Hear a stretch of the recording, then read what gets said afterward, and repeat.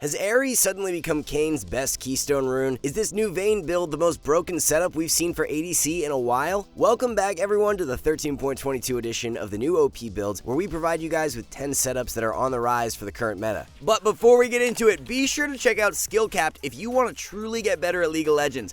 We're the only service that offers a money-back guarantee if you don't climb at least 5 divisions while actively using our service.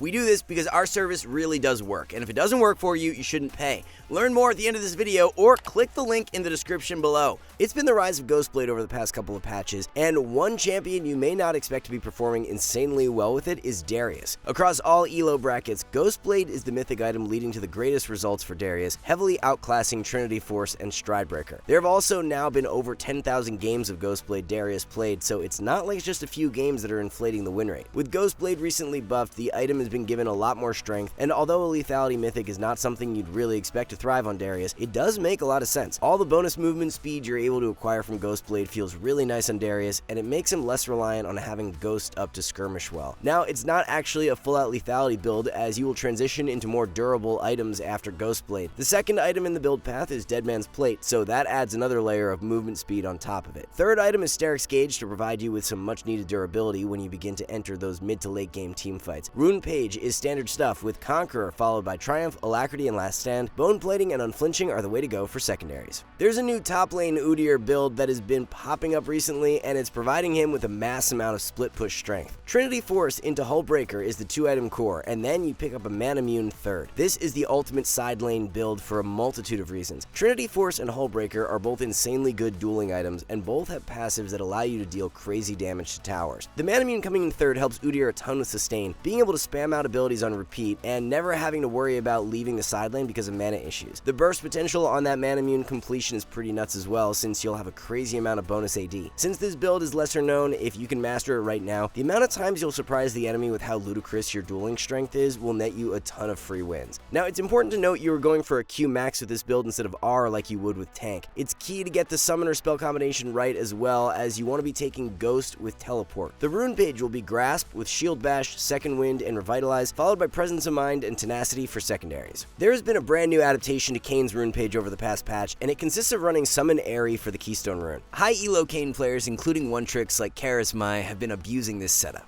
Now, of course, you're probably wondering, well, isn't Aerie a rune for mages or enchanters? How in the world can it work for Kane? Well, there's a neat interaction to where you gain a bonus orb whenever you proc Aerie. Over multiple fights, these bonus orbs collected will help you reach your form faster, which is a huge power spike for Kane. What's also made this Summon Aerie strategy more viable is the fact taking Doran's Blade on junglers is actually good now. You grab a Doran's on your first base, and it's going to provide Kane with more early game dueling strength, so he can fight more often and get a ton of those bonus orbs from Aerie. The stats even back up the setup as well, with Kane players who take Aerie winning 52% of the time, opposed to Conqueror users at 51%. Aerie is being played in around 10% of Kane games, so it's actually a pretty good sample size as well. The complete rune page consists of Aerie with Nimbus Cloak, Transcendence, and Water Walking, followed by Eyeball Collection and Treasure Hunter for secondaries. The build is entirely dependent on preference and what the enemy team comp looks like, as you can take red or blue Kane with this rune page. There's a new build for Bel'Veth that is garnering a lot of attention over on the Korean server right now, and it consists of running Quick Blades as your mythic item. It's actually an all-out crit Bel'Veth setup, as you are rushing Kraken Slayer, going Immortal Shield Bow second, and then Navori Quick Blades third. The dueling capabilities of this build is just absolutely incredible, and the build is all about snowballing out of control. If you're unaware, Bel'Veth's Q can crit, so it actually makes the burst potential of this setup extremely broken. It was just recently in 13.20 to where Bel'Veth E was buffed, so its damage can now critically strike, which is the big reason to why a build like this is much more powerful. Bel'Veth's E also applies on hit effects, which means while you use Bel'Veth E, you will be drastically reducing the cooldown of your W thanks to the Quick Blades passive. Just have a look at this clip here as we use Bel'Veth W and then follow with E. W cooldown drops super fast while E is active.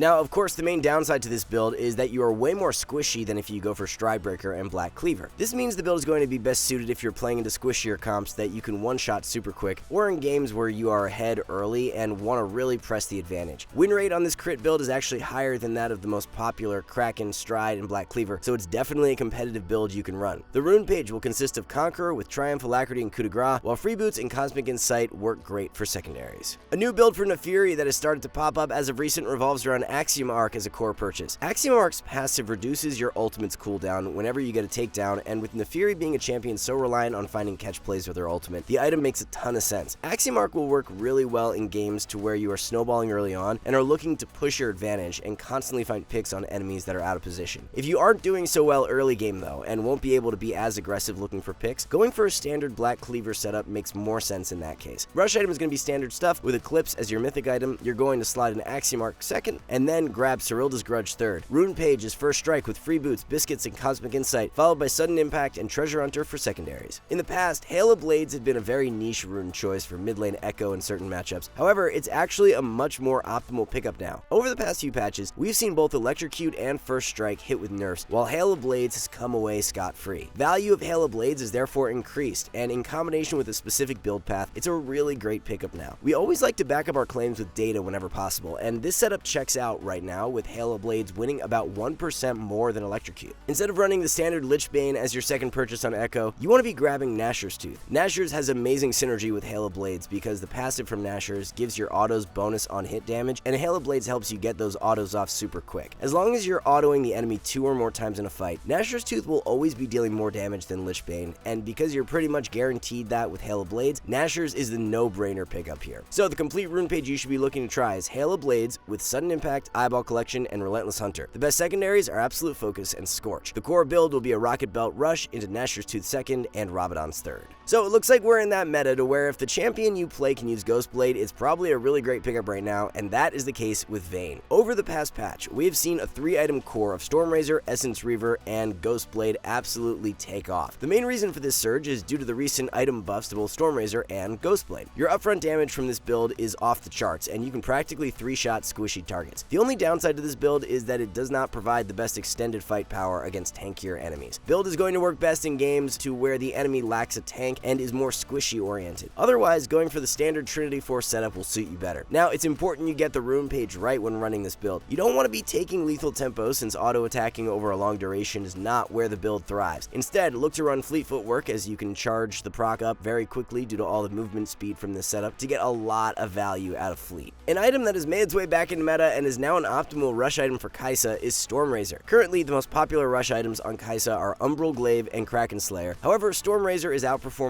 both analytically. It's likely that over the patch, we see Stormrazor at the very least overtake Kraken Slayer in terms of play rate. The complete core build provides Kai'Sa with a lot of magic damage, which makes the build exceptionally strong when your team is heavy AD. After rushing Stormrazor, you go into Rageblade second and then Nashor's Tooth third. This is now the build that many pros are prioritizing on their Kai'Sa, as they are leaning less towards the lethality setup that is still the most popular among the general player base. You got pretty good burst potential from this setup, but also have the ability to be way more consistent in a drawn-out fight. The lethality build is pretty much all or nothing, as you need to be able to burst squishy targets to be effective, so it's not as reliable for all games. The rune page to go along with this build is Hail of Blades with Taste of Blood, Eyeball Collection, and Treasure Hunter. Optimal secondaries are Free Boots and Biscuits. Janna is getting a bit of a mini rework this patch that aims to reward Janna players for being more aggressive. As a result, an item that should draw a lot more attention and become way more powerful on the champion is Imperial Mandate. Not just Mandate though, the value of Shurelya's is going to increase on Janna as well. One of the big changes to Janna for this patch is that her bonus movement speed gets converted into on-hit damage that applies when you auto-attack or use W. This means whenever you pop the Shurelya's active and throw W at the enemy, it's going to be dealing a pretty crazy amount of damage. This, in combination with the burst power coming out of Imperial Mandate, will make the 2-item core of Shurelya's and Mandate a really nasty spike for 13.22. Janna has always been known more so for her ability to sit back and peel her carries, but this setup offers a lot more playmaking potential as well. The best rune page that you should be running is Glacial Augment with Free Boots, Biscuits, and Cosmic Insight. Font of Life and Revitalize are for secondaries. You really need to start spamming Radiant Virtue on melee supports with strong teamfight ultimates, and one champion many players are sleeping on with the item is Braum. Ever since the anti-snowball patch back in 13.20, the success on Radiant Virtue has shot up drastically on many supports. This is due to games now lasting longer, and Radiant Virtue being a bit more of an expensive item compared to that of Locket or Even Shroud. If you can complete Radiant Virtue, the 1-item spike is going to be much more powerful than that of Even Shroud or Locket, especially since Even Shroud was nerfed a few patches back. It's actually pretty incredible the difference in win rate between Even Shroud and Radiant Virtue on Braum. Both have nearly identical play rates right now, but Radiant Virtue users are winning a whole 4% more. A sample 3-item core that you can look to run is a Radiant Virtue Rush into Knight's Vow second and Zeke's third. Guardian is the best keystone rune on Braum, with Font of Life, Bone Plating, and Unflinching, followed by Biscuits and Cosmic Insight for secondaries. Alright guys, before before we wrap this up, let's tell you a little more about SkillCapped.